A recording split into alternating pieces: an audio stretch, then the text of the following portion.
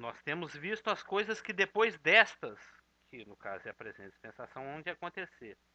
E nós já vimos que o Cordeiro se apresentou com dignidade para abrir aquele rolo, aquele livro que se encontrava nas mãos de Deus eterno, Deus o Pai, e uma vez que foi por aclamação, né, universal, porque houve um coro universal que proclamou ele através de um cântico séptuplo, né, de adoração, aqui de Apocalipse 5:12, que ele era digno de abrir esse rolo, e houve a abertura dos selos, dos primeiros 6 selos. Houve também um intervalo do capítulo 7, onde foi mostrado quais seriam as primícias, quais serão aqueles primeiros a ser salvos lá no comecinho da tribulação, que é Apocalipse 7, de 1 a 8.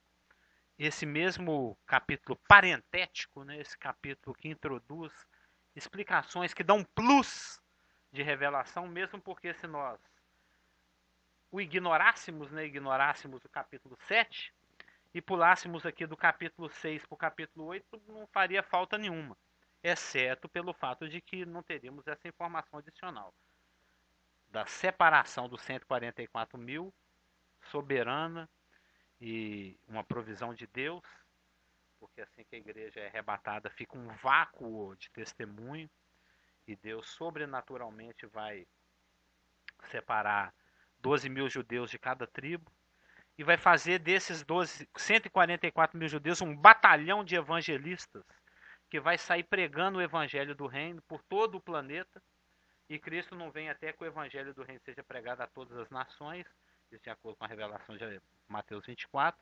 E como consequência, porque dentro do capítulo 7 a gente observa que existe uma relação causal entre os evangelizadores de Apocalipse 7, de 1 a 8, que são 144 mil judeus, e o resultado dessa pregação, que é uma multidão que ninguém pode enumerar, vinda de todas as nações, tribos, povos e línguas, e que vão ser perseguidos e mortos pelo anticristo, na sua maioria, mas que nem por isso vão deixar de herdar aquilo que Deus tem para eles, porque o capítulo 7 de Apocalipse, e com Deus ninguém perde nada, né? Sabendo que o nosso trabalho não é vão no Senhor, muito menos o deles, porque as suas obras o seguem, nós vamos ver isso, e de qualquer maneira eles vão ter comunhão eterna com Deus e vão participar do reino, porque nós vimos de en passant que lá no capítulo 20 de Apocalipse eles serão ressuscitados, Apocalipse 24, via as almas dos decapitados por causa do testemunho de Jesus, bem como por causa da palavra, e eles viveram e reinaram com Cristo por 1000 anos, então eles vão ter a herança deles. E nós vimos no capítulo 8, 1 de Apocalipse, no versículo 1 de Apocalipse 8, que quando o Cordeiro abre o 7º selo, há um silêncio, né? Há uma pausa, um ambiente que até aquele momento tinha sido tão barulhento, né? Teve cânticos, teve louvor de milhões e milhões e miríades de miríades, teve apóstolo respondendo, 24 anciãos perguntando, teve grito, teve de tudo e de repente um silêncio. Nós estudamos isso, se não me engano, foi na semana retrasada, no nosso último estudo, o sigê, né? Houve sigê no céu por meia hora. Isso nas vésperas, preces da abertura do 7º selo. E quando o 7º selo é rompido, o último selo, rompeu-se o primeiro selo, o primeiro selo, o cavaleiro branco, o segundo selo, o cavaleiro negro, o vermelho, o terceiro selo, o cavaleiro negro, quarto selo, o cavaleiro clorofila, cloros, o quinto selo, a alma dos decapitados, o testemunho, o sexto selo apresenta a segunda metade da tribulação. Quem pode subsistir? Todas as classes sociais se escondendo de medo daquele que se assenta no trono e do cordeiro, porque chegou o grande dia da ira deles. Mas quando o 7º selo é aberto, o 7º selo introduz a revelação das 7 trombetas. As 7 trombetas, as 7 taças estão inclusas, elas estão embutidas dentro da 7ª trombeta. E as 7 trombetas estão embutidas dentro do 7º selo. Isso é muito claro, né? Abriu o primeiro, segundo, terceiro, quarto, quinto, sexto selo. Quando se abre o sétimo selo, 7 anjos com trombetas se prontificam. Vai haver uma sequência de toque de trombetas. Então, o Apocalipse, que é um livro de vozes, trovões, recebe esse silêncio, a solenidade da abertura do sétimo selo, com seu conteúdo de 7 trombetas, exatamente porque a cada passo a coisa se consuma. A cada passo há havendo uma apropriação, uma reapropriação daquilo que sempre pertenceu a Cristo, e esse vai ser um dos nossos assuntos no domingo que vem. Né? É Deus trazendo de volta, resgatando a criação em obediência a Cristo. Deus fazendo convergir nele, na plenitude dos tempos, todas as coisas. Então, o que está havendo é que, como é que foi a frase, a expressão jurídica que você usou aquele dia? Apropriação, como é que é? Tomar posse? Você usou um termo aí. Quando a Elaine lembrar, ela vai me falar ali o termo que ela. Eu estava tendo dificuldade em achar uma palavra, você lembra? A, rea, a, re, a reintegração de posse. Todos esses selos, todas essas trombetas, todas essas taças sendo derramadas, tudo isso que está acontecendo, tudo isso que está descrito em Apocalipse 6 a 19, nada mais é do que o desenrolar do processo de reintegração de posse. Guarda essa frase que a gente vai precisar dela nos próximos 11 meses, né? De reintegração de posse do universo nas mãos de Cristo. Hum, hum, hum. A nossa advogada aqui está dizendo que, inclusive, hoje no nosso mundo jurídico, né, romano, todo o processo de reintegração de posse passa por várias etapas, né? Vários procedimentos. E Deus, a Bíblia é muito cheia de figuras jurídicas, de coisas do mundo jurídico, porque o mundo no qual o Novo Testamento foi escrito é o mundo greco-romano, que é muito recheado, e nós somos herdeiros disso, nós os ocidentais, né? Europa e América somos herdeiros, e uma boa parte da África, somos herdeiros dessa cultura. Então, muito do que a gente aprende no Novo Testamento tem a ver com todos esses procedimentos. Se alguém pecar, né, porque ele é o diabo é o nosso inimigo. É o nosso antidicos, que fala, né, no grego. Ou seja, é aquele que se opõe para acusar. É o do contra. É o que quer ver a sua caveira, como se diz. Né? Então, você peca, ele vem lá e fala, falei, olha lá, ele peca, viu Deus? Olha lá, o Isaac pecando. Todavia, se alguém pecar, nós temos um advogado junto ao Pai, Jesus Cristo justo. Então, é um processo mesmo de acusação e defesa. Mas voltando aqui ao nosso assunto, a trombeta, eu falei aqui há 2 semanas que a trombeta ela está presente em várias situações no Velho e no Novo Testamento. Ela significa convocações, ela dá abertura e fechamento a inúmeras festas judaicas. Ela está presente em momentos solenes, em momentos festivos, em momentos importantes. Ela é um instrumento de anúncio, né? É algo que anuncia. Mas se você for resumir mesmo, né? Assim como o 7 é o número da inteireza, a trombeta é um símbolo. Lembra do símbolo? A trombeta é um instrumento musical, exatamente. Sim. Porque lá tem trombeta. Lá tem instrumentos sonoros, tem instrumentos musicais. Lá tem uma orquestra da boa. Quando chegar lá, você vai ver. É lógico, existe a linguagem figurada, existe os símbolos, existem as metáforas, existem as comparações. Mas aqui, quando isso é apresentado em Apocalipse, sempre tem aquela cláusula como. Como que, semelhante a, que não é o caso da trombeta. Aqui no caso, inclusive, quando você estuda os últimos salmos, né? Salmo 148, 149, 150, você vê que todos os instrumentos são convocados a louvar o Senhor, não só todos os instrumentos, mas toda a criação. Os pássaros, os seres marinhos, os homens, tudo, né? Porque tudo faz parte da criação de Deus. Ainda que exista linguagem simbólica, nesse caso aqui, a trombeta é o instrumento musical mesmo. Na hora que o anjo tocar, se você estiver do lado, seu ouvido vai ficar zumbindo. O seu tímpano eterno e espiritual glorificado vai zumbir. Entendeu? porque tem realmente o toque da trombeta literal. Mas, de qualquer maneira, mesmo a trombeta literal, ela é um símbolo de solenidade. Quando a trombeta toca, algo solene, algo para ficar caladinho e escutar, não é o momento de se falar, é algo solene, vai ser anunciado. Né? E já que 7 é o número completo e final, então Deus está para dar encerramento no processo de apropriação. Como é que é? Reintegração de posse.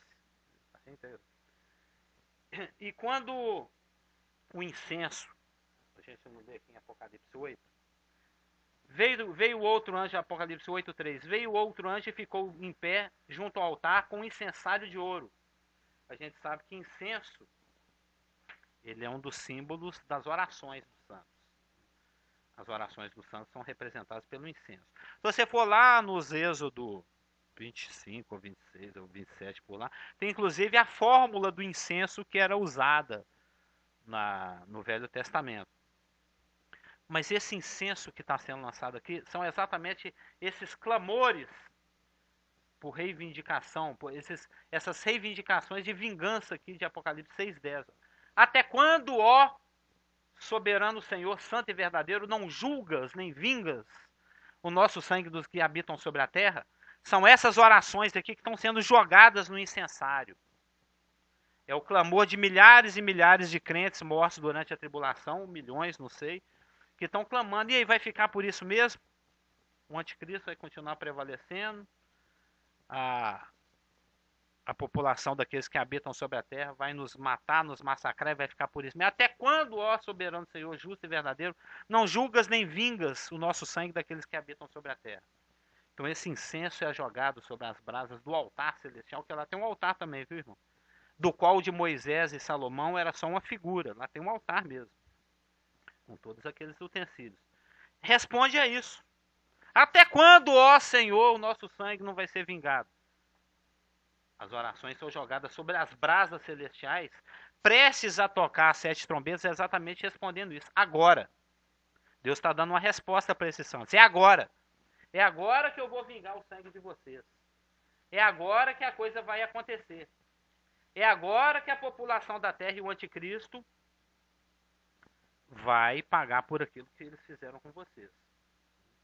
Então a gente, acho que na semana para retrasar também, nós vimos a abertura, se não me engano, até do o toque da 4ª trombeta. Não foi isso, Elaine? Você que tem toda a notagem aí? Nós vimos até o toque da 4ª trombeta. A palavra fala em Mateus 5:45 e no Salmo 104, 27 a 30, que Deus trata misericordiosamente toda a criação. O pardalzinho não precisa nem preocupar. Deus cuida dele. Sempre vai ter uma pocinha d'água para ele beber. Sempre alguém vai deixar cair um pedacinho de hambúrguer para ele ir lá dar uma beliscada. É a providência, pode parecer besta, mas quando cai um pedaço do seu pão no chão e vem um passarinho, como aquilo foi providência de Deus. Deus permitiu, Deus criou a gravidade para que o seu pedaço de pão caísse no chão para o passarinho comer. Nós somos até o versículo 7 de Apocalipse. Não, nós somos até o 13. Nós vimos as 4 primeiras trombetas. Nós vamos entrar na 5ª, que é a 5ª que é o ai, ai, ai. Ai, ai, ai. Eu lembro do ai, ai, ai. Você cochilou.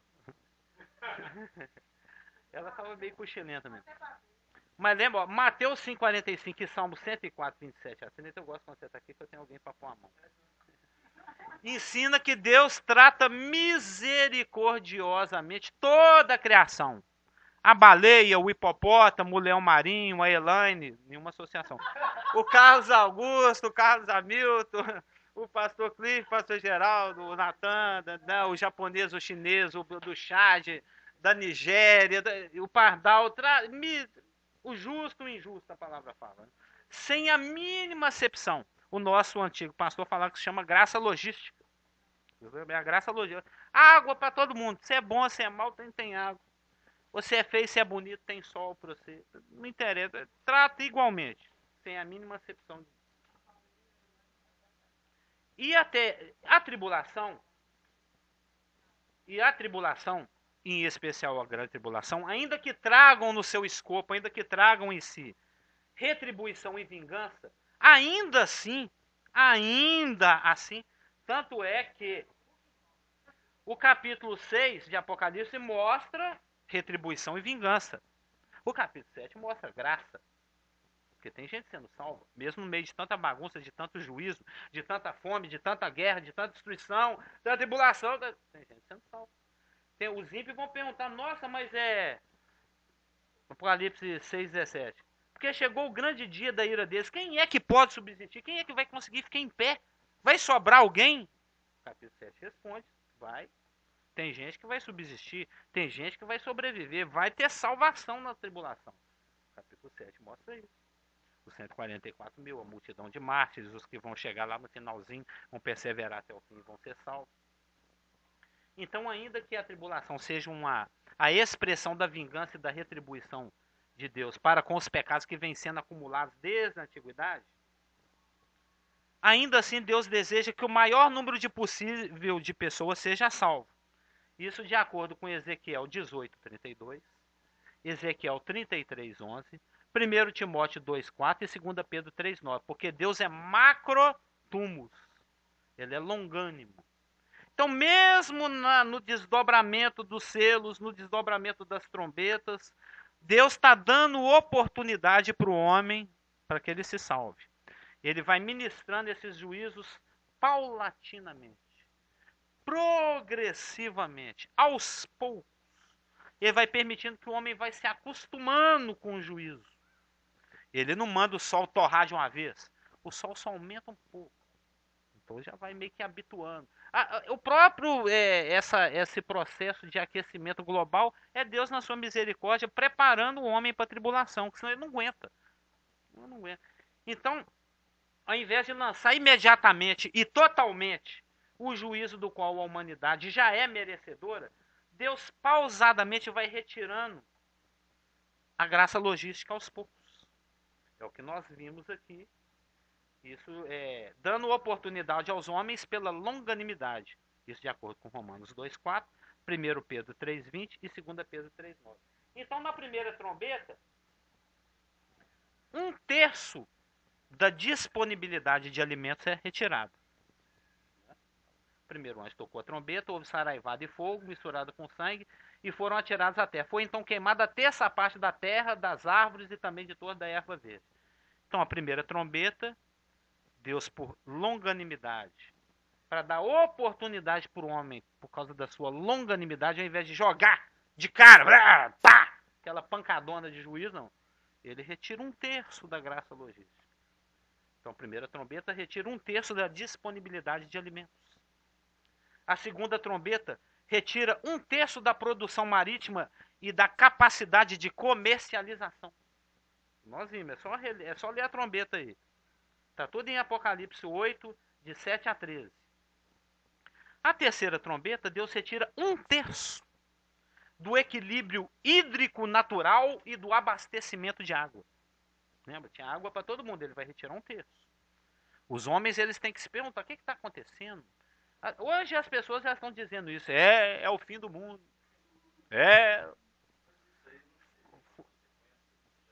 Sim, claro. Claro, exatamente. Sim, sim, muito bem colocado pelo irmão Márcio ali. Mas isso não é uma consequência já dos próprios atos do homem? Né? Os recursos hídricos não estão se esgotando, a gente já não caminha para um minguamento, para uma minguação. A coisa não está minguando, né? Está secando, acabou, tá ficando pouco. A gente viu o Globo Repórter aí, não sei. Outro dia eu vi alguma coisa. O que foi? Foi fantástico. Vai ter espaço para todo mundo aí? Como é que fica? Né? Lembra? Foi domingo agora. Vai ter espaço? Vai ter comida para todo mundo? Não. Tanto é que, por ocasião aqui dos selos, quando o terceiro ser vivente, o terceiro cavaleiro sai, que ele é preto, com a balança na mão, falando: uma medida de trigo por 1 denário, 3 medidas de cevada por 1 denário, não danifiques o azeite e o vinho. O que ele está querendo dizer aqui é a parte mais pobre vai sofrer mais. É, como sempre.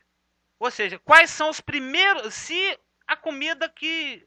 Em certos países, como o continente africano, já é zero ou quase nada. Imagina quando o anticristo racionar por permissão divina. Vão ser os primeiros a morrer de fome. Sendo que não danifica o azeite e o vinho, as classes ainda que ainda têm um certo recurso, ainda sobrevive por um certo tempo, porque o azeite e o vinho eram recursos um pouco mais caros. Era uma coisa da elite, ou seja, é uma coisa de países ricos. É coisa de quem ainda tem um pouquinho de gordura para queimar. Eles não têm gordura nenhuma para queimar.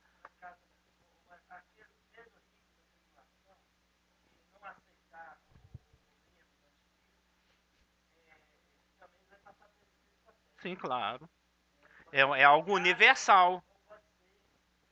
Mas a priori, ou seja, de cara, afeta os mais carentes. Quem já tem 0,1 cai para zero é nada. Eu passo fazendo um comentário um pouco mais longo.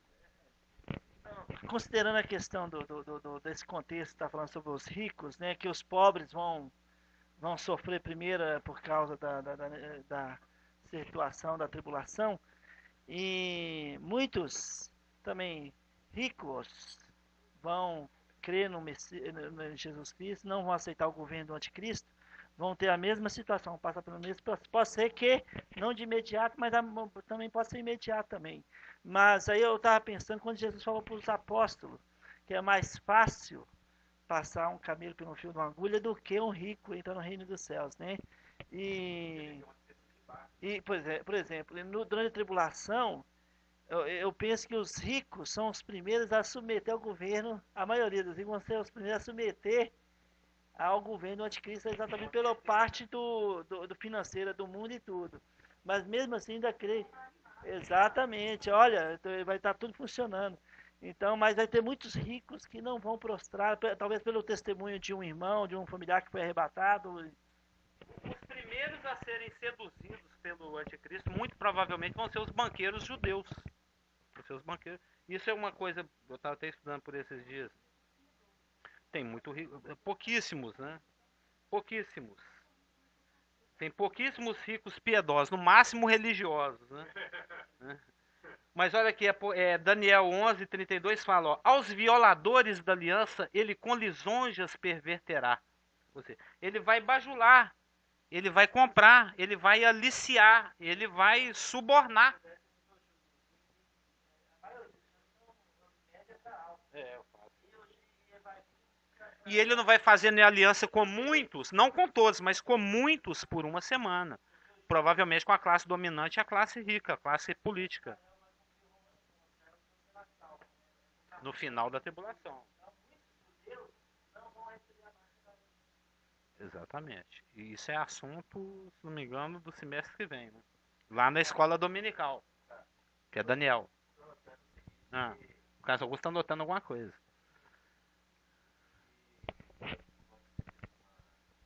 Uma observação aí. O, o Apocalipse ele não vai ser uma cacetada, não. Vai ser uma coisa gradativa. Deus vai respeitar as épocas, os séculos. De repente vai ser uma coisa, né, suave, por longanimidade. Porque igual você raciocinou aí, não vai ser uma pancada, né? É, vai chegar, mas que quando a gente lê dá uma sensação que vai ser, sabe, pra arrebentar, né? Vai ser tudo de uma vezada só. Do jeito que você tá falando, tá dando uma clareza melhor.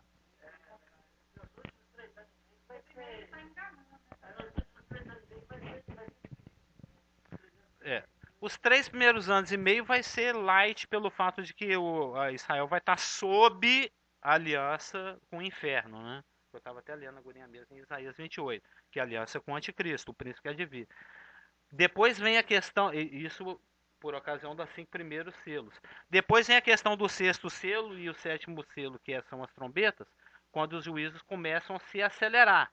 mas ainda de maneira progressiva. É o que eu estou falando aqui, ó. A primeira trombeta tira 1/3 dos alimentos, a segunda trombeta tira 1/3 da produção marítima e da comercialização, a terceira tira 1/3 do equilíbrio hídrico natural e do abastecimento de água, e a quarta trombeta retira 1/3 dos benefícios do sistema solar. Até o Sol vai ser afetado. Ou seja, vai afetar a fotossíntese. Os meninos já estudaram isso. Cadeia alimentar. Lembra? Fotossíntese, cadeia alimentar, iluminação, aquecimento, maré. Que concomitantemente com as outras trombetas, aí que a coisa piora. Mas aí o Márcio perguntou, mas não é o próprio homem que está plantando isso? Sim.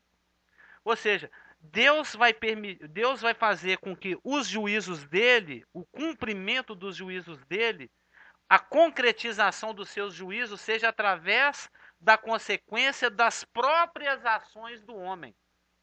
É aquele eterno mistério do casamento da volição humana com a soberania divina, com aquilo que é predeterminado por Deus. Ou seja, o homem planta e ele colhe o que ele plantou. Se ele faz um mau uso da água do planeta, a consequência ele vai colher. E isso por permissão divina, que automaticamente também é o juízo de Deus. Entendeu? É um juízo por permissão. É o próprio homem trazendo cumprimento ao que Deus determinou. Igual, Deus não interfere, Deus não é dono do Credit Card, nem daquela coisa que você me passou, como é que chama? Da Motorola. Deus é acionista da Motorola? Ele é que vai criar lá o Mondex? Aquilo é o homem que tem interesse financeiro naquilo, agilizar, facilitar o comércio. Já deve ter visto a questão do implante do chip lá, do Mondex. Está na internet aí para todo lado. Aquilo é o homem que elabora, que cria, que implanta essas coisas para facilitar o seu dia a dia, mas que ao mesmo tempo vai estar dando a oportunidade, facilitando o trabalho daquele que vem aí para reinar sobre o planeta inteiro. Ou seja, ele está criando um instrumento para as mãos do anticristo, que vai a marca da besta, blá blá blá.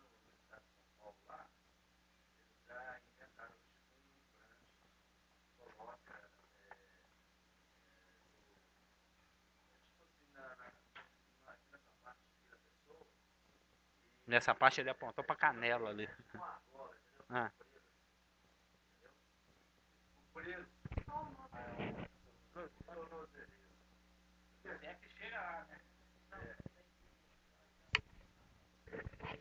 Mas no estado de São Paulo eles já inventou esse sistema aí para controlar para o preso, por exemplo, o preso ele tem um período que ele vive dentro da cadeia.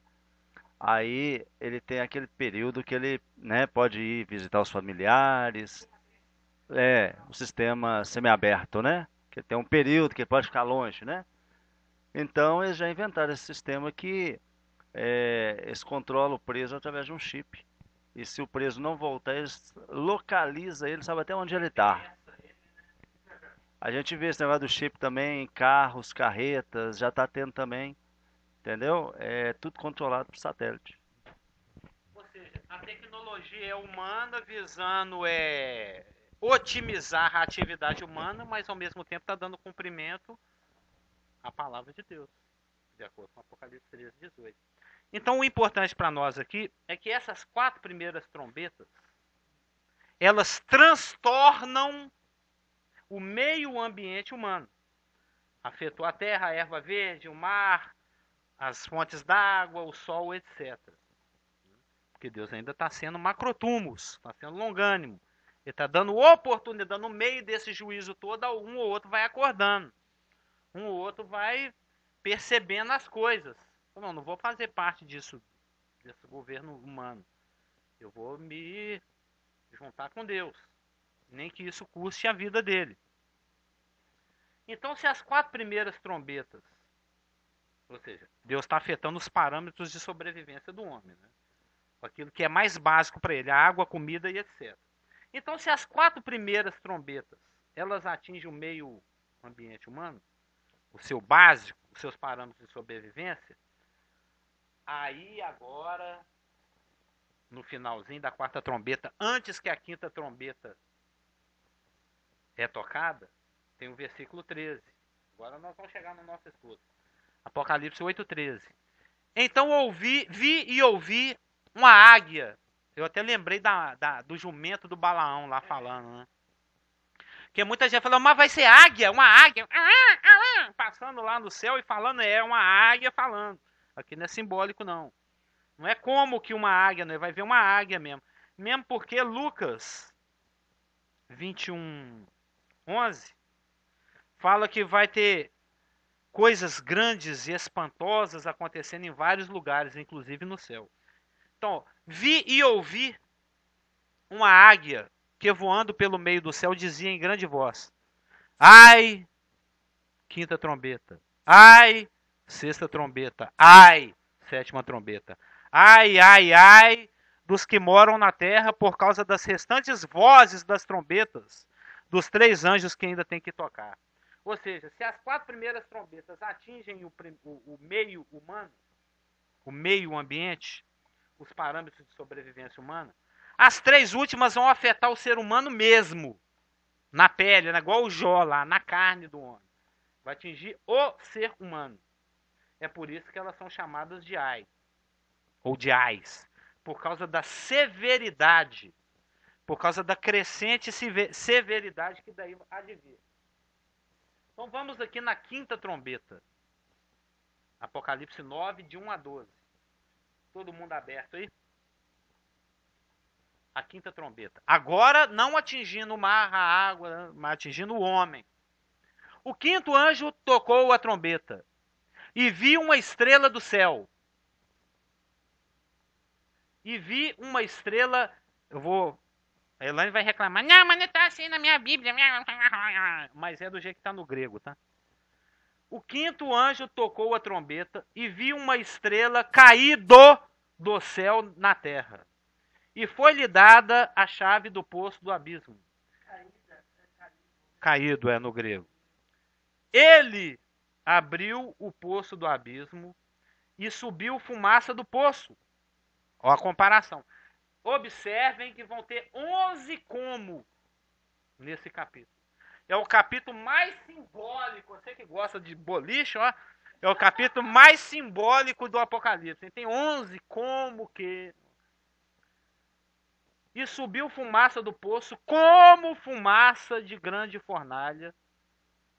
E com a fumaceira saída do poço, escureceu-se o sol e o ar. No grego é o ar atmosférico mesmo, esse aqui, esse primeiro.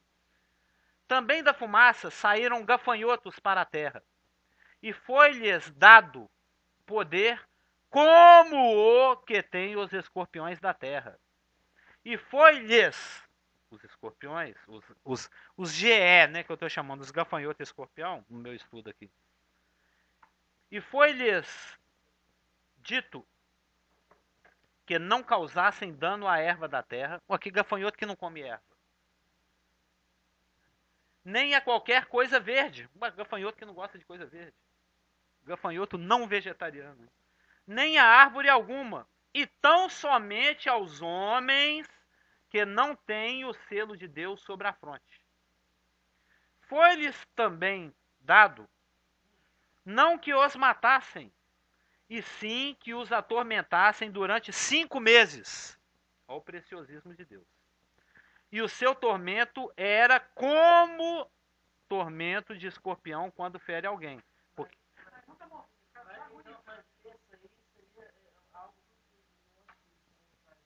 Calma, nós vamos chegar lá. Eu estudei palavrinha por palavrinha aqui no grego. Claro. Isso aqui são demônios. E o seu tormento era como o tormento de escorpião quando fere alguém. Como tormento, porque eles têm poder como o do escorpião. Lá no verso 3. Né? Naqueles dias, os homens buscarão a morte e não a acharão. Lembra que lá no capítulo 1, quem é que tem a chave da morte e do inferno? Apocalipse 1:18. Não temas, eu sou o primeiro e último, aquele que vive. Estive morto, mas eis que estou vivo pelos séculos dos séculos e tenho as chaves da morte e do inferno. Ainda aqui, ó, mesmo dentro dos 3 primeiros ai, Deus está permitindo. O sexto vai ser pancada, vai ser o quinto piorado. A quinta trombeta piorada, é a sexta. Mas na quinta trombeta, Deus ainda está permitindo que o homem apenas sofra. A picada do escorpião dizem que dura por algumas horas. Diz que é muito dolorido. Aqui vai doer por 5 meses. 5 meses sob o efeito do como é que seria? O ácido escorpiônico? Porque tem o veneno do bicho aqui. Mas não morre. Porque Deus ainda está dando oportunidade para ver se o homem acorda. Para ver se ele presta atenção. Se ele entende o que está acontecendo. Se ele se converte. Versículo 6. Naqueles dias os homens buscarão a morte e não a acharão. Aquele que tem a chave da morte do inferno trancou a morte. Né? Também terão ardente desejo de morrer, mas a morte fugirá deles. Agora vai descrever esse batalhão invasor. Né? É tudo figura simbólica. Figura de linguagem. O aspecto dos gafanhotos era semelhante a cavalos preparados para peleja. Na sua cabeça havia como que coroas parecendo de ouro. E o seu rosto era como rosto de homem. Tinham também cabelos como cabelos de mulher. E seus dentes como dentes de leão. Tinham couraças como couraças de ferro. O barulho que as suas asas faziam era como o barulho de carros de muitos cavalos quando correm a peleja, como diz a Elaine, né? O atraseado, né? Nem craseado. Tinham ainda cauda como escorpiões e ferrão. Na cauda tinham poder para causar dano aos homens por 5 meses. E tinham sobre eles como seu rei, o anjo do abismo, cujo nome em hebraico é destruição e em grego destruição. O primeiro ai passou. Eis que depois dessas coisas vem ainda 2 ais. Vamos ao nosso texto. Esse texto foi uma semana estudando para chegar nisso aqui. Observa. Essa estrela não é uma estrela literal.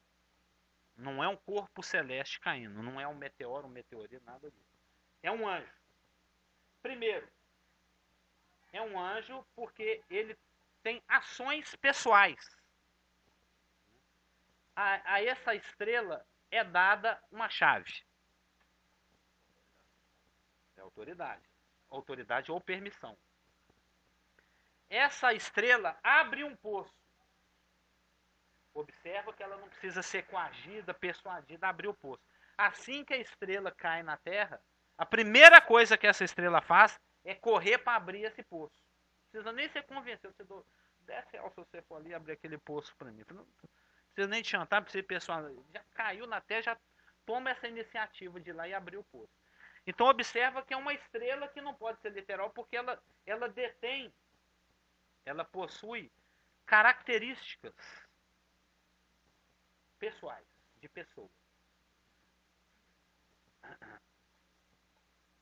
Tem atitudes pessoais e denota que se dirigiu a um lugar que conhecia e desejava abrir. Essa estrela é um anjo porque a palavra ensina em Jó, em outras passagens, que um dos símbolos das hostes angélicas são as estrelas. Alguém investida de autoridade. Lhe é dada autoridade, a chave, e permissão para abrir um abismo. E ele, a estrela, o anjo, abre realmente esse abismo. João, aí é que está a parte interessante. O verbo no grego, ele está na voz dativa. O grego ele tem 13 vozes, né? Passiva, reflexiva, aorística, dativa. A voz dativa, no grego, ela indica que essa ação já havia sido concluída. Observe, ele não vê uma estrela caindo. Né? O quinto anjo tocou a trombeta e viu uma estrela caindo do céu na terra. É uma estrela que já havia caído. Mais lá para frente, lembra que tem aqueles versículos, que tem aqueles parênteses foroárdicos e foroárdicos. Que eu estive explicando aqui, acho que numa quinta que você não está, que se você pegar Apocalipse 6, pula lá para o 8 e 9, Aí pula lá para o 16, você leu toda a cronologia. Mas existem parênteses, lembra? Parênteses apositivos, que são apostos. Cliff, o pastor da nossa comunidade, veio hoje ao estudo. Tira o aposto. Cliff veio hoje ao estudo. Não faltou nada. Está informado que o Cliff veio. Cliff, o esposo da Márcia, veio hoje. E pastor da nossa igreja, veio hoje. Acrescentou-se informações. Além de sabermos que ele veio ao estudo, a gente agora também sabe que ele é marido da Márcia e que ele é pastor da nossa igreja. Ou seja, houve um plus, um adicional de informações. Apocalipse é recheado desses parênteses apositivos que apositam, que depositam, que acrescentam informações. O 7 acrescentou informações, ainda que ele não faça falta entre o 6 e o 8. Nós vamos seguir aqui no capítulo 9, até no verso 21. Observa que quando a gente chega em Apocalipse 9, 12, assim que termina a revelação do conteúdo da quinta trombeta, é dito o seguinte no verso 12. O primeiro ai passou. Eis que depois dessas coisas vem ainda 2 ais. Aí vem a revelação da sexta trombeta.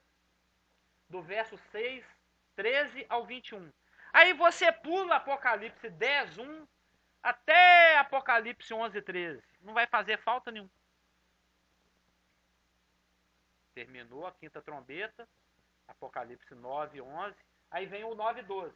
Passou o primeiro ai. Vem a revelação da sexta trombeta. Apocalipse 9, 13 até 9, 21.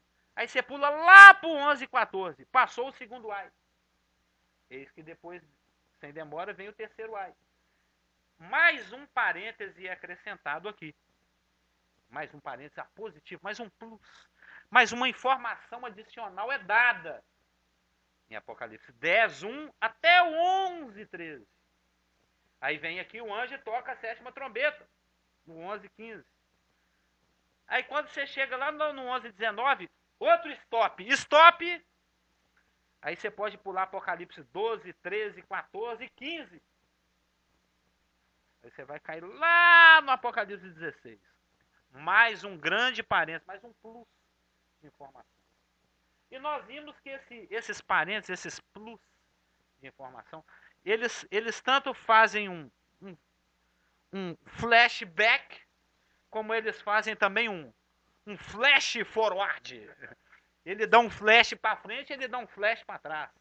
Ele explica coisas que já aconteceram, como explica detalhes de revelações que já foram dadas.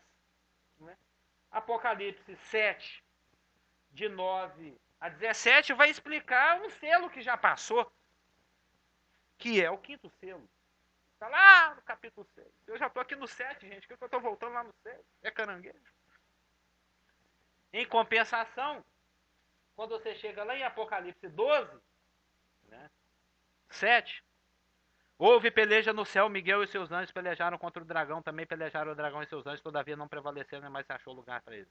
E foi expulso o grande dragão, a antiga serpente que se chama o diabo e Satanás, o sedutor de todo mundo. Sim! Foi atirado para a terra e com ele os seus anjos. Aí você vai lá para o versículo 18. E se pôs em pé sobre a areia do mar. Aí ele faz emergir do mar uma besta, que é um anticristo. Então, esse flashback aqui do capítulo 12 explica o que está acontecendo aqui no capítulo 9. Mas eu já estou lá no 12, eu vou voltar lá no 9. Daqui uns 5 meses, 3 meses, isso vai acontecer. Eu vou estar lá no capítulo 12, eu vou fazer vocês voltar aqui no 9. Então já estou adiantando. O que está sendo visto aqui pela voz dativa do verbo grego, vi uma estrela caindo em processo de queda. Eu vi uma estrela que vai cair? Não, eu vi uma estrela caído. Ou seja, o capítulo 9 já foi para o assunto sem explicar a queda. Queda essa que só vai ser explicada lá no 12, através de um flashback. E quando você vai o nosso famoso Isaías 14, 12, lembra? Que a gente tem estudado satanologia. Sabia que lá na escola dominical nós estamos estudando satanologia já tem uns 14 meses? Nós estudamos a queda de Satanás, as características da pessoa de Satanás. Nós ficamos semanas, meses, nem sei quanto tempo, em Isaías 14, em Ezequiel 28. Então, quando você vai lá...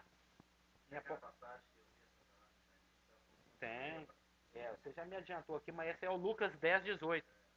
Vi Satanás caindo do céu como um raio. No grego é um risco de luz. Porque quando a estrela é cadente, ela deixa... alguém já viu estrela caindo? É bonitinho. Lá em Natal cai os montes.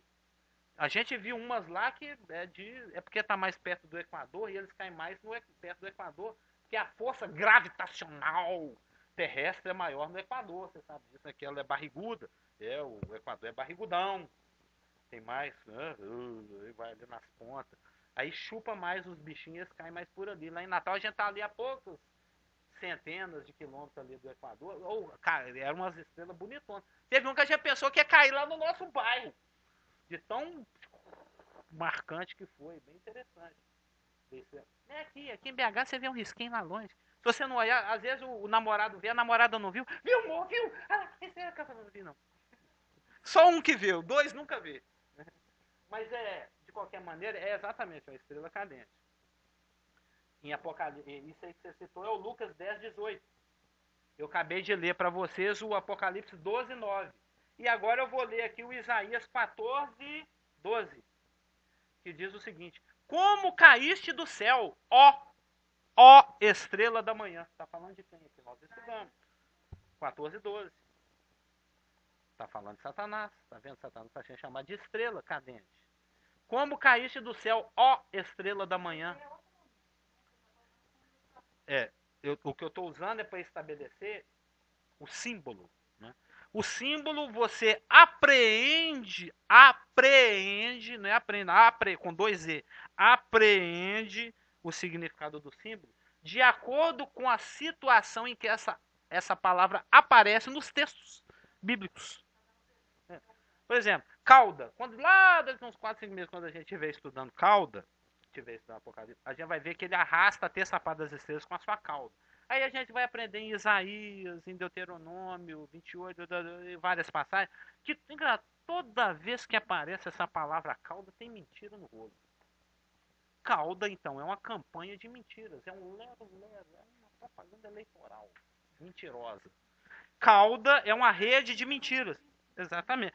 O símbolo, ele é estabelecido pelo uso que se faz da palavra nos seus contextos. Por isso eu citei 3 textos, 4 no caso, né? Isaías 14:12, Lucas 10:18, que o irmão citou ali, que Jesus falando assim, vi Satanás caindo como um raio. Mas, na realidade é como um risco cadente de luz, no grego. Lucas 10:18, Apocalipse 12:9, e o nosso texto aqui, de Apocalipse 9:1. Ou seja, toda vez que tem uma estrela caindo, é Satanás. Satanás é a estrela cadente. Daí, vamos... Aqui, olha lá. Vamos pensar. Esse é o Pensador de Rodin, né? Conhece? O Pensador de Rodin. Crer também é pensar. Tem um livro do Scott aí. Ou seja, vamos pensar. Toda vez que aparece estrela caindo, Satanás está no pedaço. E está fracassando.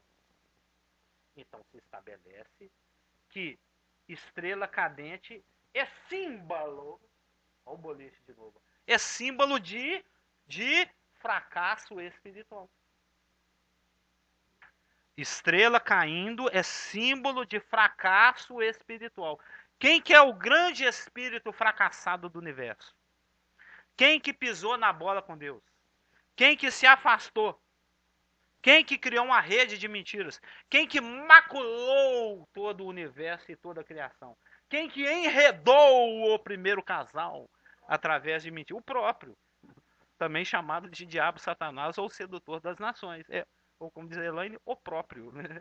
Ele, né? O nosso rapaz aqui. Sim. É bom botar uma aguinha aqui.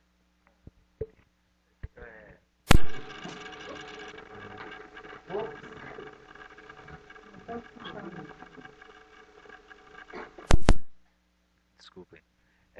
O que me vem na cabeça, então, o João Evangelista, na hora que ele está escrevendo isso aí, ele quis foi enfatizar a situação, porque Satanás, na verdade, não é estrela. Ele está enfatizando a situação que está acontecendo. todo anjo é comparado a uma estrela. Também. Que, assim, do jeito que você está explicando, eu estou enxergando com outros olhos outra situação ali, que você falou.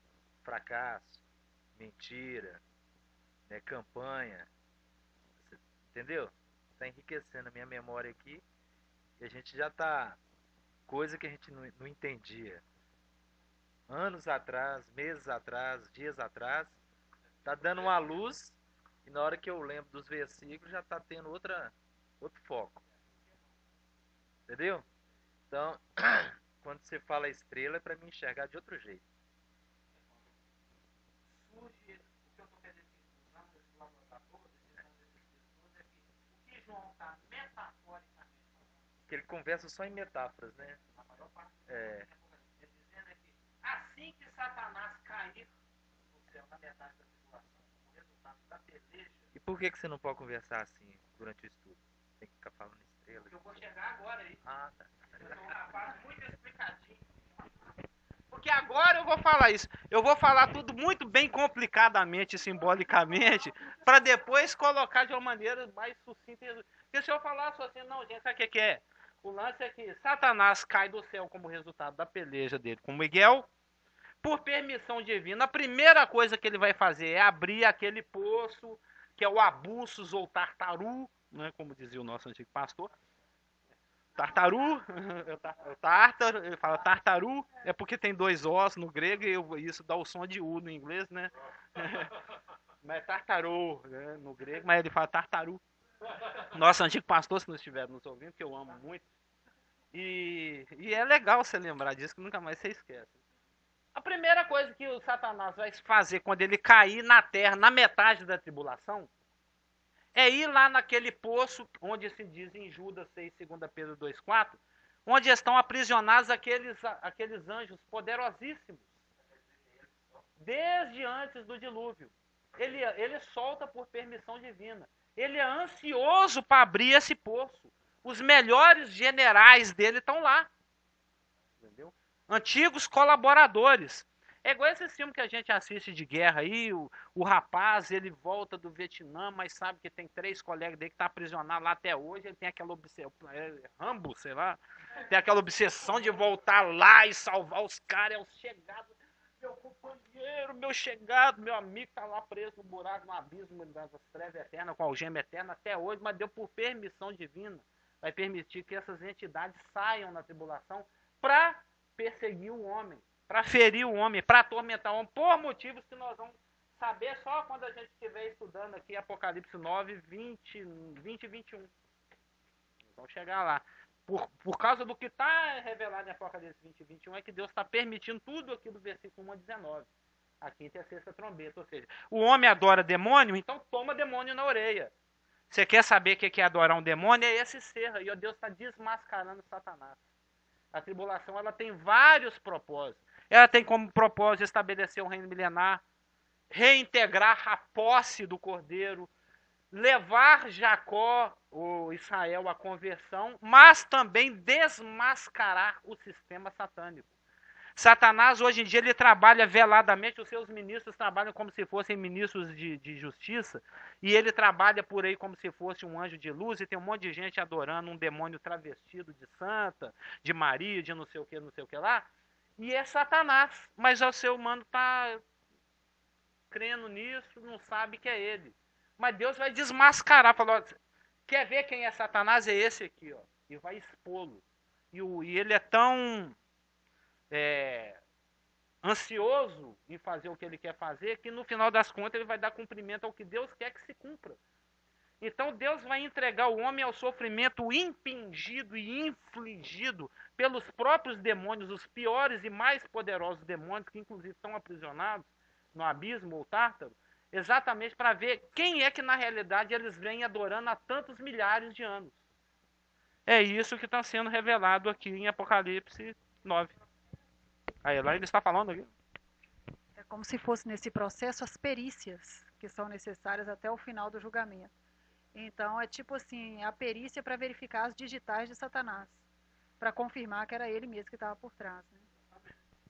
Ele está expondo, ele está trazendo provas. Ó, como é que é? Acrescentando, adicionando, como é que é? adicionando provas ao processo. O que Deus está querendo, nós vamos ver no final das contas aqui, ó, é que, vamos seguir aqui, senão eu vou adiantar, vou chegar lá no cabelo das mulheres, no rosto de homem, eu não estou querendo chegar lá ainda. A palavra ensina que existem anjos aprisionados no abismo. Judas 6, 2 Pedro 2,4. Esse lugar chama abismo, ou abissos, né? Ou Tártaro. Esses gafanhotos não são literais. Não, é o tartaruga. Esses gafanhotos não são literais. Eles não comem nada verde, eles têm poder de escorpião, são demônios. Por quê? Gafanhoto, por que eles estão sendo comparados a gafanhoto? Vai ver. Vai ter muita coisa acontecendo na tribulação. Alguém, eu acho que foi o Geraldo Gordo que assustou aqui. Vai ter muita coisa acontecendo de sobrenatural, de surpreendente, de fantástico. Vai ver e vai tomar chicotada e vai ficar doendo 5 meses. Vai doer muito. Exatamente. Sendo que pior ainda é na sexta trombeta, quando Deus vai liberar 200 milhões de demônios para matar 2 bilhões de pessoas no intervalo de 60 minutos. No intervalo de 60 minutos, 200 milhões de demônios vão matar 2 bilhões de pessoas num espaço de 60 minutos. Ou seja, vai ser um demônio matando 10 pessoas. Isso aqueles que ele pega com a boca, porque onde esbarrar o rabo fica danificado, fica ferido e machucado. Isso para ver se o homem acorda, que quem ele está adorando são esses seres aí que vocês estão vendo e que está te ferindo. Mas mesmo assim, lá no verso 20, a gente vai ver que ainda assim o homem não vai querer se arrepender dos seus prostituições, das suas feitiçarias, dos seus homicídios, das suas mentiras, blá blá blá. E nem vai deixar de adorar os demônios e os ídolos de ouro, prata, cobre, pedra, pau, que não pode ver, nem ouvir, nem andar. Mas isso é lá no finalzinho. Então, não são gafanhotos literais, porque gafanhoto come erva verde, esse aqui não come. Gafanhoto não fere igual escorpião, esse aqui fere. Gafanhoto não causa dano ao homem. Gafanhoto não sabe discernir quem é que tem selo, quem é que não tem. Não. Eu, além de ser um gafanhoto que não come erva verde, eu sou um gafanhoto que gosta de machucar a gente. Mas crente eu não machuco, não. Gafanhoto é inteligente esse rapaz, hein? Isso não é gafanhoto. Isso é uma linguagem simbólica para descrever algo que está sendo dado como... que palavra que eu posso usar aqui? Como retribuir... Gafanhoto na Bíblia, toda vez que quando você vai em Êxodo 10, o que nós temos em Êxodo 10? Pragas do Egito. O que o faraó era? Não acredito. Ele era incrédulo. Ele via uma coisa acontecer e ele não se convertia e nem se convencia. O coração dele ficava cada vez mais duro. O faraó ele é o suprassumo da incredulidade. Né? Gafanhoto na Bíblia, lembra? O significado do símbolo é estabelecido pelas passagens aonde essa figura aparece. Então a gente vê o gafanhoto aparecer em Êxodo 10, num contexto de incredulidade do faraó. A gente vê gafanhoto aparecer em Deuteronômio 28, 38 e 42 como uma das consequências para o caso de Israel ser incrédulo. Eis aqui o Monte Ebal, aonde está o mal. E eis aqui o Monte Gerizim, para aqueles que vêm para mim. Né? Eis aqui o monte da desobediência e o monte da obediência. Se você atentar para as minhas palavras e ouvir aquilo que está escrito, a sua vaca vai ter uma teta gorda, vai esguichar leite para todo lado. A sua mulher não vai pôr chifre na sua cabeça. A sua parreira vai dar cada uva desse tamanho, assim, ó, do tamanho de uma bola de basquete. Não é basquete. Ou seja, só vai ter bênção na sua vida. Se você crer, bênção. Crer e obedecer, só bênção. Bênção, seu bolo vai crescer no forno. sua mulher vai ser boazinha com você, não vai reclamar de nada. Um monte de coisa boa vai acontecer. Mas, e se você vier aqui para o Monte Gerizim para ficar comigo? Mas se você for para o Monte Ebal, onde está o mal, ou seja, você ouve as minhas palavras, não escuta, não obedece. Isso é incredulidade. A sua vaca vai ser magrinha, não vai dar nem 200 ml de leite por mês. A sua mulher vai encher sua paciência, vai reclamar com você, ainda vai ficar com seu vizinho. Sua cabra vai fugir, sua parreira não vai dar nenhuma uva, vai ser mirrada. Você vai pedir dinheiro emprestado, vai ter dinheiro para pagar. Você vai ter que fugir dos seus inimigos. E eu vou mandar o gafanhoto para comer a sua horta. É onde a gente quer chegar.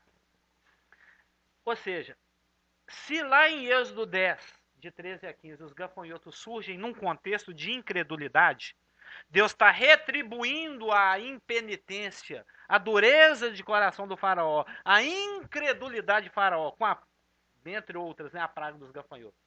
Se a desobediência do judeu que insiste em subir no Monte Ebal, onde está o mal, e não ouvir nem obedecer a palavra de Deus, uma das consequências, uma das retribuições que Deus dá à incredulidade do judeu é a praga de gafanhoto. Quando você chega em Naum 3, de 15 e 17, em Amós 7, de 1 a 3, e por aí vai, em Joel, nas várias circunstâncias em que Israel se apresenta em incredulidade diante de Deus, Deus manda como retribuição visível uma praga de gafanhotos. Chega e varre tudo. Isso no Oriente Médio era terrível, porque a gente está com fome, pega o táxi do Casal Augusto, você vai no Extra, você vai no EPA, você vai ali na padaria da esquina, tem lá o pacotinho de arroz, já embaladinho, selecionado os melhores grãos, tipo A. É só jogar na panela. O feijão já está empacotado, tudo já está prontinho. Você sabe que na roça é diferente. Você quer comer feijão, você tem que plantar o feijão, regar o feijão, colher o feijão, separar o feijão daquele monte de porcaria que está misturado, implorar para sua mulher fazer o feijão, se ela tiver de bom humor, cozinhar o feijão, aí que você vai comer o feijão. E isso tá com açúcar, com a cana, com arroz, com feijão, com milho, com trigo. Quer comer pão? Nós temos que plantar o trigo. Você tem que colher o trigo, secar o trigo, moer o trigo, pôr o boi para rodar em cima da semente, para virar pó, para depois fazer a massa, para depois assar o pão. Aqui a gente vai na padaria. 3 franceses e 2 doces. 2 com açuquinha. Hoje é fácil. Mas antigamente era difícil. O salgadinho. Nos tempos bíblicos era difícil. O rapaz planta, toma conta, põe o espantalho para afastar o bicho que quer comer a plantinha nascendo. Quando está quase nascendo, você não obedeceu a minha palavra, não? Manda gafanhoto nesse rapaz. Come tudo. E gafanhoto, eles vêm numa coluna, eu estava lendo, em colunas de 4 km de extensão por 200 metros de altura. É muito gafanhoto. Vocês já leram, já deve ter visto. Já viram aí nos Discovery, nesses canais. Tampa. Não falo aqui que quando abriu aqui o poço do abismo, o sol e o ar escureceu.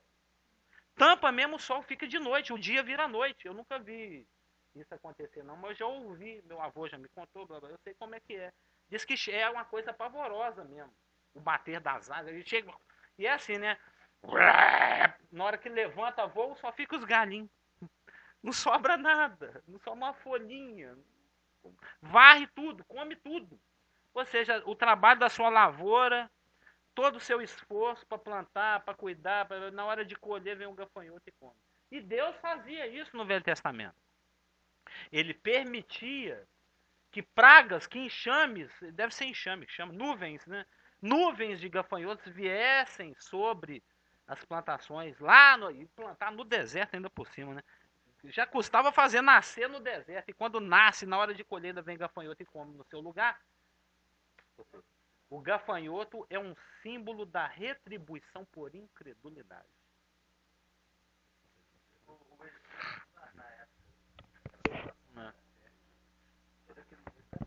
Sim, era fé. Estou citando a Palestina, né? Mas o faraó tomou na orelha exatamente porque ele não acreditou nas palavras de Moisés. que era Deus falando através de Moisés. O que está acontecendo aqui? A humanidade já passou pelo primeiro, segundo, terceiro, quarto, quinto, sexto selo, já está dentro do sétimo selo, sendo que o sétimo selo já tocou uma trombeta, já tocou duas trombetas, já tocou três trombetas, já tocou quatro trombetas, e não quer saber de converter, não. Aí Deus manda uma praga, permite que Satanás caia no planeta Terra, lá do céu, é expulso pelo Miguel. Corra para o abismo, para a boca do Tártaro, abra e saia de lá. Milhares ou milhões de demônios que estão nervosos, estão agarrados lá desde antes do dilúvio. Nervosíssimos. Exatamente. É isso que quer dizer o cabelo de mulher. Eles estão se achando. Aqui, ó. Ela matou a charada aqui, ó. Aqui, ó. Blá, blá, blá, blá, blá. Cabelos de mulher aqui, ó. Cabelos de mulher significa que eles são distintos. Eles são os piores. Aí eu lembrei Lembra que o Hitler tinha o exército dele? Elite, era SS. Lembra? Já leu história? Tinha as tropas normais, mas tem a SS. Não tem? A polícia militar, todas as polícias do mundo tem isso. Que é aquela tropa, aquela elite. É aquela tropa mais especializada. Entendeu? É os FBI, a SWAT, não sei o quê, né? É aquela tropa de elite. Tropa de elite. É a tropa de elite. É o osso duro de roer. É difícil demais. É muito difícil. Por quê? A gente aprende através de 1 Coríntios. Só para adiantar, né, que ela está curiosa, já que ele citou, porque ele falou, eles vão se achar, né? Eles não vão se achar, eles vão se ter certeza. Em 1 Coríntios 11:10, ensina que a mulher, ou ela deve usar cabelo longo, ou se ela for careca ou insistir em usar um chanelzinho, que ela use um véu. Para quê? Para que haja distinção, para que os anjos possam perceber. Isso foi dado, não sei se vocês já estudaram véu, eu gosto de estudar quanto é assunto, né? Assunto de cabelo de mulher, véu, também fala na Bíblia sobre isso. Lúcifer, Satanás, o que ele fez? Ele enredou a mulher, ele enganou a mulher, ele enganou Eva. É assim que disse Deus, de toda a árvore dos jardins comereis livremente. Enganou a mulher. E a mulher foi lá e buscou o homem para junto de Satanás. E deu essa coisa que está aí até hoje. Deus meio que estabeleceu uma proibição de aproximação de anjos para com a pessoa da mulher, exatamente para inibir esse tipo de ação. E para que eles possam perceber quem é homem e quem é mulher, a mulher usa cabelo comprido, o homem não. E caso ela não use cabelo comprido, que use um véu. Porque 1 Coríntios 11:10, que isso é um símbolo de distinção e de autoridade. Ou seja, ela usa para se mostrar distinta. Homem é careca, mulher tem cabelo. Deixa eu passar. Sem puxar com o Mas o anjo não é inteligente? Ele não precisa. Claro, mas isso é algo que é estabelecido por Deus. Não, tá, mas ele não pensa. Então, se ele bate o olho na Ilana, ele sabe que ela é mulher, ué. Não, tá. Não, eu sei, tem uns travecão e tudo. Não, mas assim, do jeito que você tá falando, dá a impressão que ele não entende. Não é que o anjo é burro. Deus está estabelecendo um princípio. Tá, Deus estabeleceu então um limite. É isso que você... Um limite. É um princípio de distinção. Não que ele seja um burro. Ah, sei lá. Homem não precisa usar cabelo comprido. Ou não deve, né? Que diz, até tem uma palavra que fala que é desonroso. Já para a mulher é honroso. É um sinal de distinção. Então, quando fala assim que quando Satanás abriu o poço do abismo e saiu uma nuvem de gafanhotos, o que está sendo dito simbolicamente aqui é: chegou a hora de eu retribuir a incredulidade humana. Eu vou soltar uma nuvem de gafanhotos, não de gafanhotos literais. Porque o gafanhoto aponta para a retribuição para com a incredulidade. Aí vem todo, indo ali para os versículos de 7 a 11. Se 7 é a séptupla, 9 é o quê? é a nônupla, a nóvupla, a descrição óctupla, a nove é o quê? Nungenta. A descrição em 9 itens desse grupo distinto, vamos dizer assim. Né? Eles se assemelham a gafanhotos porque eles estão se apresentando, por permissão divina, como a retribuição de Deus pela incredulidade humana. Eles têm poder como os escorpiões porque isso está dando ênfase na capacidade de atormentar e provocar dor. Porque o escorpião é um símbolo de dor que é impingida pelo inferno. Isso é visto tanto em Joel como numa passagem de Lucas, onde fala que eu vos darei poder sobre serpentes e escorpiões. A serpente e o escorpião está ligada, está associada, é uma imagem que se associa ao inferno, que se associa ao demônio. Ninguém pensa assim, quando eu chegar lá no céu, eu vou deitar numa nuvem de escorpiões e serpentes. Não tem isso lá no céu. Isso é característico do inferno. Entendeu? São símbolos que se estabelecem. E gafanhoto. Que eu me lembro foi gafanhoto. Mas lá no Oriente Médio eles comem escorpião também. Pelo menos na China. Com mel. Pra escorregar, né? Não, escorpião não, é só gafanhoto. Apesar que na China come-se escorpiões e diz que é crocante, né? E espetinho, né? Mas isso é por causa do Mao Tse Tung, que é outra questão. Tem uns faquir doidão que joga uns vivos dentro da boca, você já viu? O despetinho é morto. O despetinho é morto. É bom, além de ser crocante, tem muita proteína. Então observa, ó, essa descrição metafórica dessas hostes invasoras que estão sendo liberadas pelo anjo caído Satanás na metade da tribulação, que vem trazer retribuição e ira da parte de Deus para com a incredulidade do homem, eles têm uma grande capacidade de provocar dor, o que é dado pelo símbolo do escorpião, poder como escorpiões.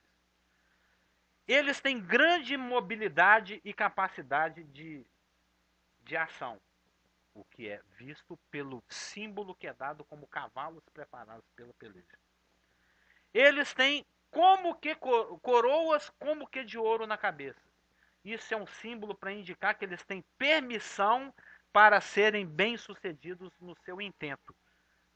Coroa é símbolo de êxito nas escrituras.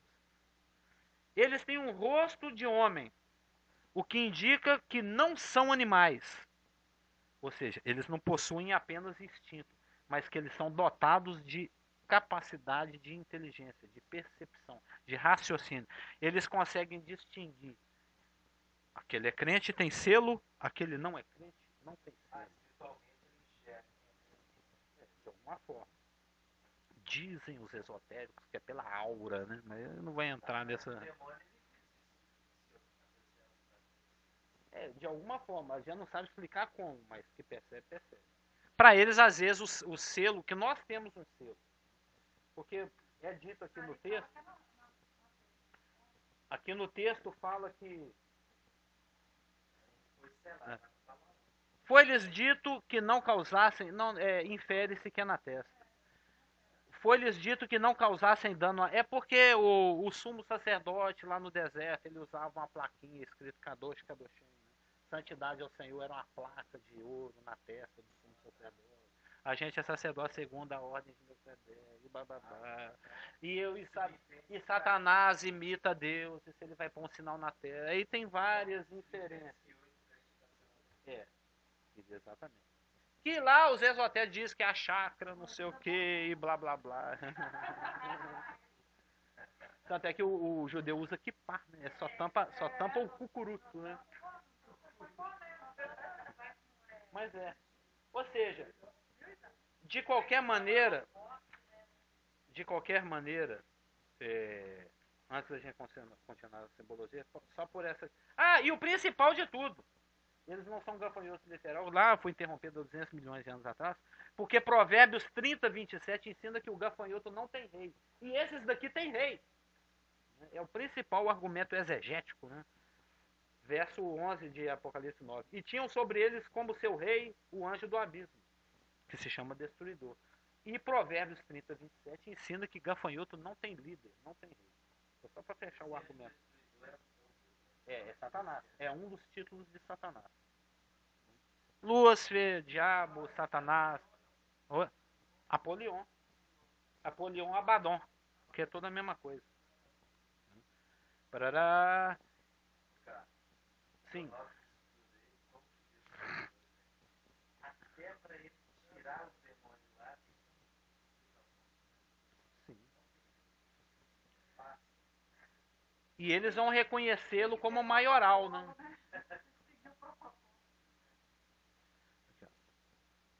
Abaddon significa destruidor, que é um dos títulos de Satanás, que aponta para o seu caráter homicida e destruidor, de acordo com João 8,44 e 10,10.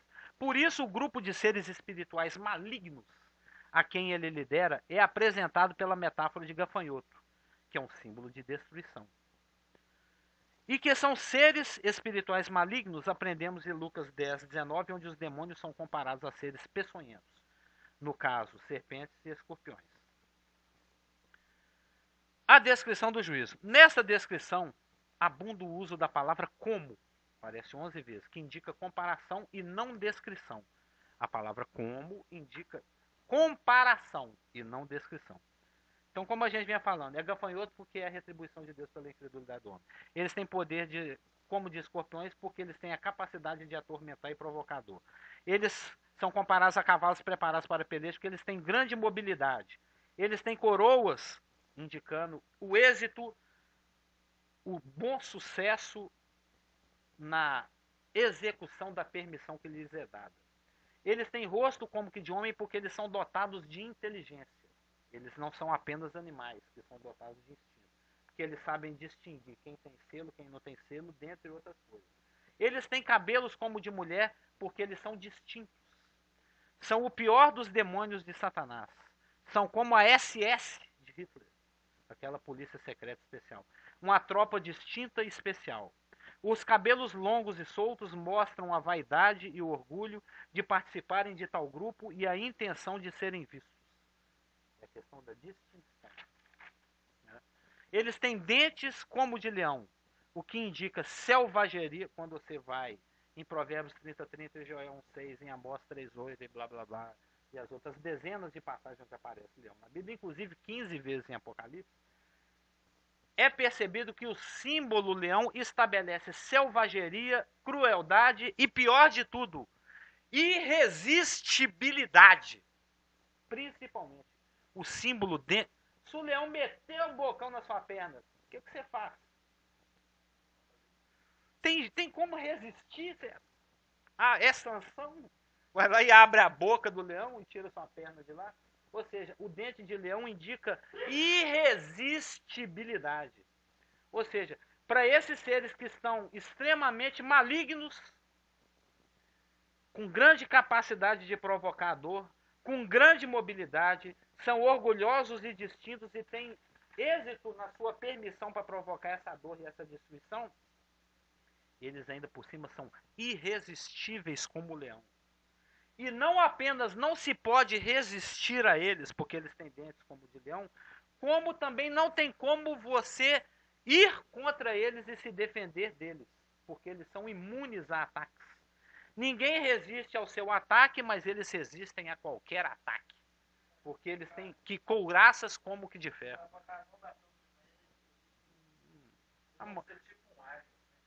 Tipo o quê? É tipo uns aliens, exatamente.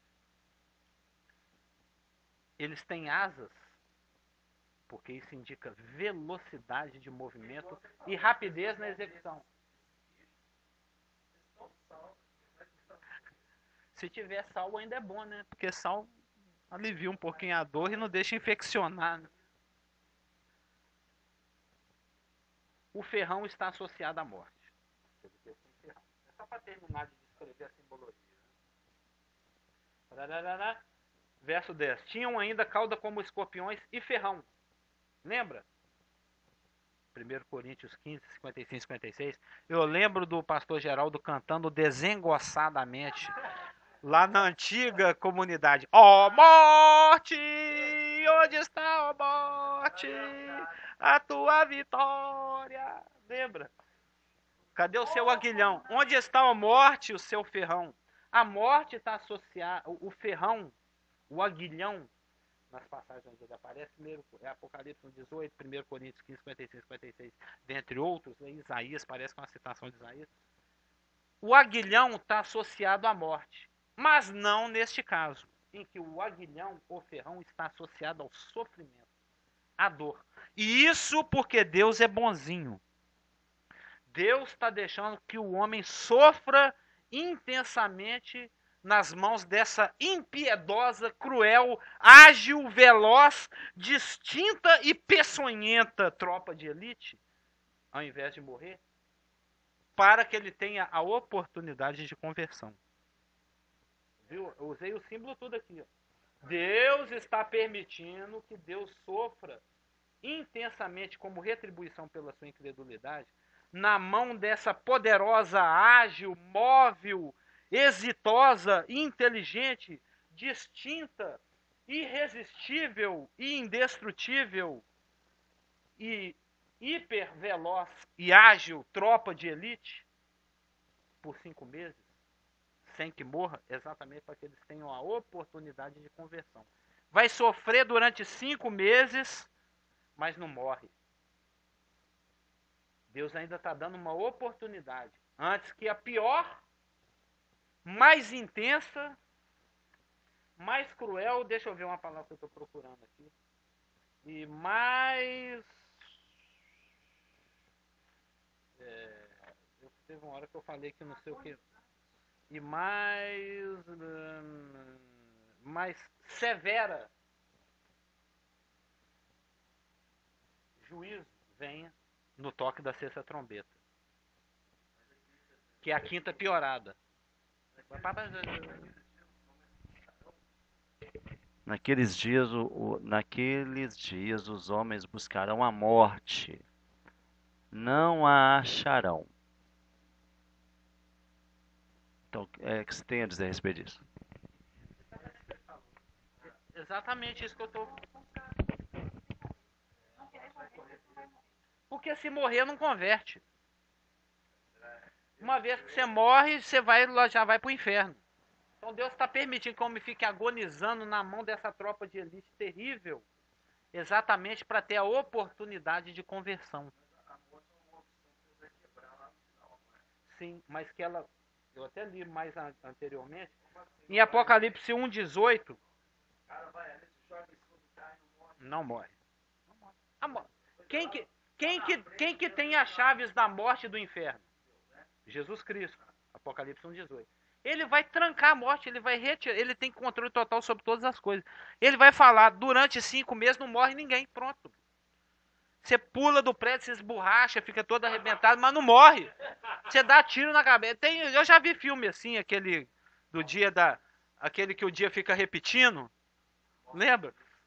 Todo dia o trem, o esperador toca, ele tá... Ontem eu pulei com a caminhonete, aquele bichinho no colo, lá do alto do penhasco. Toca lá o sininho do despertador, ele acorda. Como é que é aquele dia que fica repetindo? Lembra desse filme? Esse filme é muito bom. Você não vê esse filme? Ninguém morre. Mas tá escrito na palavra. Durante 5 meses ninguém morre. Pronto, acabou. Mas não morre.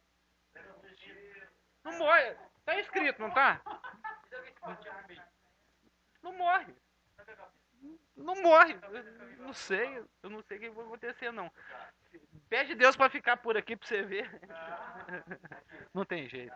O que eu vejo e o que eu estou resumindo na minha cabeça aqui é tudo que Deus está permitindo para o homem, essa modernidade, essa oportunidade, essa bondade maravilhosa que ele está expressando aí para o homem, mesmo com sofrimento, é porque ele vai virar a página, né? para aqueles que estão salvos, né, viver com ele eternamente, feliz, eternamente gozando alegria e paz. E em relação aos perdidos, Deus está dando extremosa chance de salvação. Você entendeu? O Apocalipse é isso. Eu entendi isso. Pelo que você está falando aí. Entendeu bem e entendeu certo. Você entendeu? É, eu acho que a expressão maior de Deus é o Apocalipse, porque ele vai ao extremo. Não, vou segurar 5 meses, você tem que converter. Não é isso? Precisamente isso que eu estou querendo falar nesses últimos 15 minutos. Até então, hoje, dessa forma. Não estou falando que eu sou burro nesse sentido, mas assim, na clareza que eu estou vendo. Inclusive, no início desse estudo, eu citei que quando esse estudo foi dado pela primeira vez lá na comunidade, uma das coisas que me chocou no livro do Apocalipse é que quando você vai estudar o livro, você pensa que é um livro de paulada. Mas não é, é um livro de misericórdia. É Deus gradativamente soltando o juízo dele aos poucos para ver se o homem percebe. É a minha fala final aqui, ó. Só que acabar, acabou. É só quem é salvo vai viver com ele e quem não quis é inferno. É Indesculpável. Não tem retorno, não. Vai queimar no inferno. Posso fazer a fala final? O ferrão está associado com a morte. Mas nesse caso especialíssimo, a morte, está retirada por Cristo, aquele que detém as chaves da morte do inferno, de acordo com Apocalipse 1,18, por 5 meses. E isso é dito 2 vezes aqui nesse texto, de Apocalipse 9, que a morte é retirada, que vai ser 5 meses de duração esse tormento. O que Deus está querendo?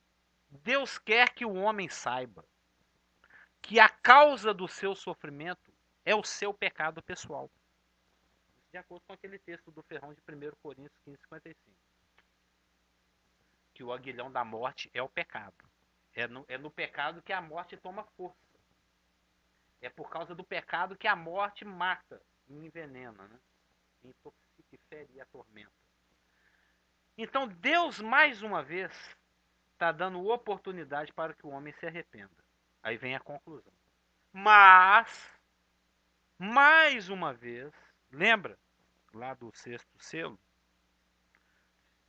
O homem, ao invés de fugir de Deus, ele se escondeu debaixo das cavernas, dos montes, dos buracos. Falou, cai sobre nós e nos tampa do rosto daquele moço ali.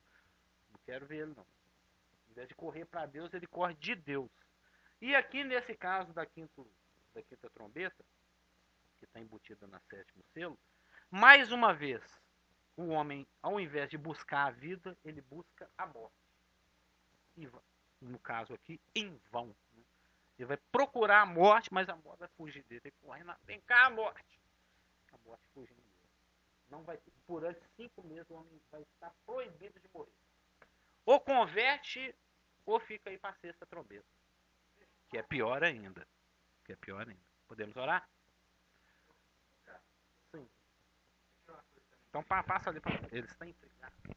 Não, estou me intrigando aqui o seguinte. O estudo foi maravilhoso, certo? E o que me intriga é hoje. Porque hoje o ser humano ele tem uma oportunidade de salvação Sem precisar passar por isso. graciosa.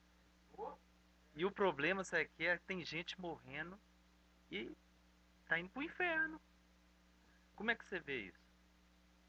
Em relação ao Apocalipse, que Deus quase que rasga o coração dele lá, fala, oh, eu amo você, eu não quero que você vá pro inferno. E aqui ele expressa o amor dele através de nós, que somos crentes, não tem outro jeito. Não tem outro jeito, é só crente que fala a Bíblia mesmo, né? E as pessoas não querem, e tem gente morrendo, gente nova morrendo, né? Você entendeu? Como é que você vê isso na mente de Cristo? O que você pode falar? Né? Como que é o coração de Deus no seu coração em relação a isso aí? Inclusive, na sua pergunta, eu observei a cláusula em relação ao Apocalipse. Não falou isso? Como é que você vê? Como é que você vê esse assunto todo em relação ao Apocalipse? Inclusive é o que eu tenho meditado a respeito. estamos prestes, né? O que eu vejo é que, dentro disso que você acabou de colocar, é que tudo isso que vai acontecer, trombetas, selos, taças, juízos, escorpião, gafanhoto, abismo sendo aberto, etc. Ou seja, esse período terrível que é chamado de tribulação e grande tribulação, é uma, dentro do que o Márcio falou, não é uma consequências, é a lei da semeadura. Não vos enganeis, aquilo que o homem semear, isso também colherá. De Deus não se zomba. Hoje o ser humano zomba de Deus. Crente é motivo de chacota por vários. E está piorando cada vez mais. Não sei se vocês estão notando. O crente cada vez mais está virando motivo de piada. Cada vez mais. Ou seja, o homem vai ter um momento em que ele vai colher o que é que ele está plantando. Para resumir, o que eu vejo é que a tribulação é a grande colheita da humanidade, é a grande fruto daquilo que se semeou, é a grande consequência da rejeição, não é do testemunho de 15 anos, 30 anos de crente que a gente é, de 2 meses que a gente está pregando um ano. É de 2.000 anos de testemunho quase. Tem 2.000 anos que a igreja está gritando para o planeta Terra. Jesus vive, Jesus morreu e ressuscitou, Jesus te ama, Deus amou o mundo de tal maneira e Jesus vai voltar. E eles estão fazendo disso zombaria. Então eu vejo que a tribulação é a grande consequência da rejeição de 2.000 anos de testemunho que a igreja está dando. Ou seja, você não quer saber do amor de Deus, Deus infelizmente ele vai ter que trabalhar com a dor, trabalhar com o tormento, usar esses recursos para obrigar tanto Israel como a humanidade